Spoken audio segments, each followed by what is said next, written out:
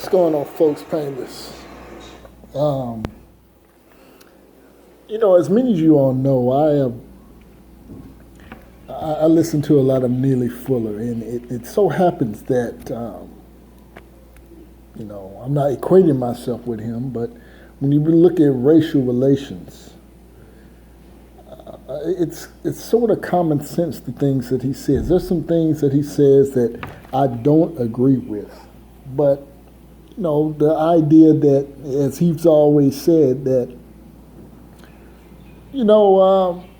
we, in order to, well, let me back up, because one of the talking points that he always mentions, in which I always reference to, I'll get into that. But he said something today that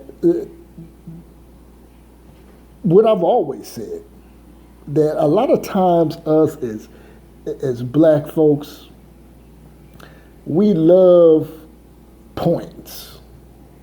We love little moral victories. He mentioned Hidden Colors, and I've talked about Tariq Nasheed and Hidden Colors, and I've said that what a lot of pro-blacks do, they love to see how much, and I've said this, you look at a lot of these pro-black groups, Sonetta and the House of Consciousness, and they don't really solve anything. It's more grandstanding. It's more, look how much history I know, you nigga. That's pretty much it. It's a lot of grandstanding, a lot of jonesing with history. These guys get together and $20 at the door, selling CDs and DVDs of Kent, which really does nothing for the average black person.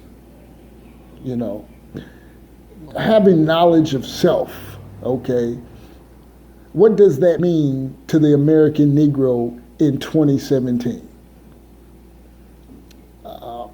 Actions speak louder than words. I've been saying this since '09. Knowing who built the pyramids isn't going to get you that business you want. Isn't going to get you that degree that you want. Isn't going to stop Officer Whitey McFly from clubbing you or shooting you. The best thing that any minority, even black folks, can do, and you can call it, we can play semantics, is play the game. The best thing you can do in this system of white male dominance is to learn from white people, but do it differently than white people. It doesn't mean acting white, as I've always been told. I've wanted to be white. Painless, you're a coon. You ain't got to act white to be successful. You don't have to do that. You don't have to go to the white man's country clubs with the pants all kicked up your ass, talking white, and trying to, trying to be white, whatever that means. You don't have to overdo it. You can still be yourself. I'm a prime example. When I go to work, I don't talk the way that I do when I talk to associates of mine when we're kicking back, throwing meat on the grill, and having a couple beers. I mean, I'm not, I use certain profanities. I don't do that at work. You got to know how to turn that off, on and off. But I'm very stern at work. I don't let people run over me at work. There's a lot of black folks that ass kiss at work. And then they come home and they're told, you don't have to be that way. I mean, you don't go up into a meeting and, yeah, we're going to motherfucking do this shit because quarterly reports and this motherfucker, you ain't got to be like that. But you ain't got to sound like a damn Don Lemon or somebody like that. So, I kind of went off on a tangent, but, he mentioned that, Neely Fuller mentioned about these moral victories, hidden colors, and, what does that do? Only thing it does to the average Negro nowadays is give him some shit to sit around on the couch, puff weed, and try to pontificate about what he saw on some damn DVDs. To another nigga sitting on the couch trying to act smart, because we love the thing about not only minorities, all minorities. I notice it's not just black folks. When we get a piece of information, we think we the hottest shit in the room. Like, we know something that everybody else don't. Like, haha, I know more than you. That's what we do. And that's what a lot of these pro-blacks do. But the main point that I mentioned earlier is Nelly Fuller, he always mentions this, and I always keep it in the back of my mind. And he says that in order for a black person or a minority to claim someone's mistreated them in terms of racism, you need a white person to co-sign. And I've looked back in life, and he's absolutely right. No one's going to believe a black male when he says, because it sounds so cliche now. It's like Peter and the wolf. Peter cried. The wolf was trying to get us and trying to eat me. Till people just stopped listening to his ass. Eventually a wolf did come, and I don't know what happened to Peter, but the moral was that you keep crying some shit all the time, and that's signifying keep crying racism all the time. People just, because I see it all the time. I'll be in Facebook groups, and people. This is where you get all that, here comes the race card again, and all that kind of stuff. That's why you should never be so quick to claim everything is racist, even if you think it is. And if it is, you better have some damn good-ass proof to show that you were mistreated in terms of somebody discriminating against you on the basis of your color. The color of your skin. Now that brings me to the title of the video. You see, I watched Willie D's video, and I'm an avid fan of the Ghetto Boys and Willie D, but something Willie D said bothered me, and he was talking about the whole Eminem freestyle video towards Trump. And, he sat back and said, basically he was chastising black folks for getting on Eminem and all. And I didn't agree with Willie D's approach to that. Because, the thing with black folks, you can have a club full of black folks doing all type of dances and really breaking it down and moving and grooving.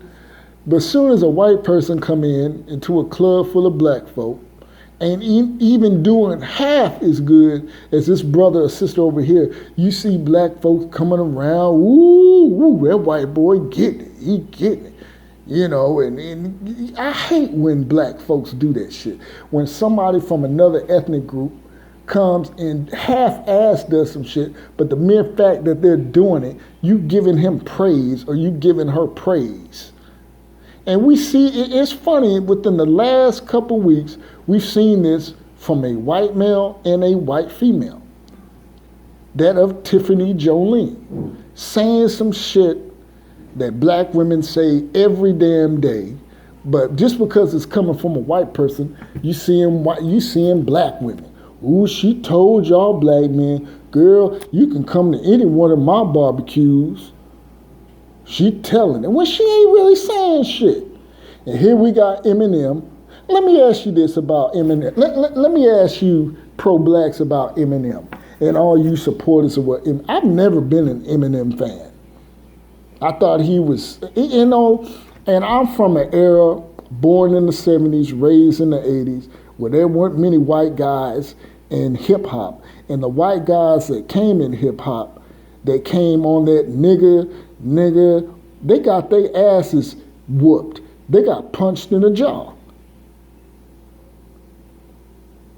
You see, a lot of younger blacks now, they'll sit around and allow, white guys say nigger, and they let other people say nigger. See, I don't hang around. I have friends that are of other ethnic groups, but they don't sit around and use nigger around me. A lot of you young black folks allow that shit. You see, back in the days, we didn't allow that shit. We did not play that shit at all. I don't even care if you was not white. Let a Mexican come around talking about nigga this. Man, he got stole on. He got stole on. But now that shit is so accepted now. That's why I say we got this society in general, we got rappers dressing up in wedding dresses and giving blowjobs to fake weapons they got in their video. I mean, this shit, that's why, man. But anyway, I didn't like what Willie D said. I hate the whole, when white people say something, it has more credence. I hate that shit. And like I was about to say, what was Eminem? And many of y'all know I had my views about Trayvon Martin. And I tried to break it down from a common sense thing. I said I believe George Zimmerman should have been locked up. And I've talked about Michael Brown. I said that man went in there and did what he did to that store clerk. And, probably his attitude portrayed in that video was the reason why he got shot. It wasn't right. There needs to be some accountability for shooting, an officer shooting somebody. You shouldn't get off scot-free. Okay? But,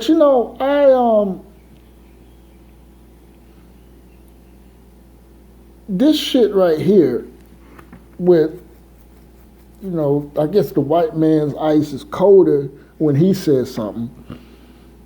You can't have it both ways. And when somebody comes out and says, who calls that out, don't try to chastise that person. What was Eminem for Trayvon Martin? What was Eminem for Michael Brown? What was Eminem for Freddie Gray? But he wants to talk about Trump. You see, Eminem in this sense is an opportunist. He's an opportunist.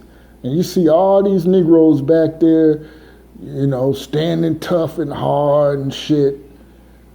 I mean, Eminem didn't say nothing grandiose. He ain't say nothing mind-blowing. Stop bigging up other people. It goes back, I guess Nelly Fuller's right.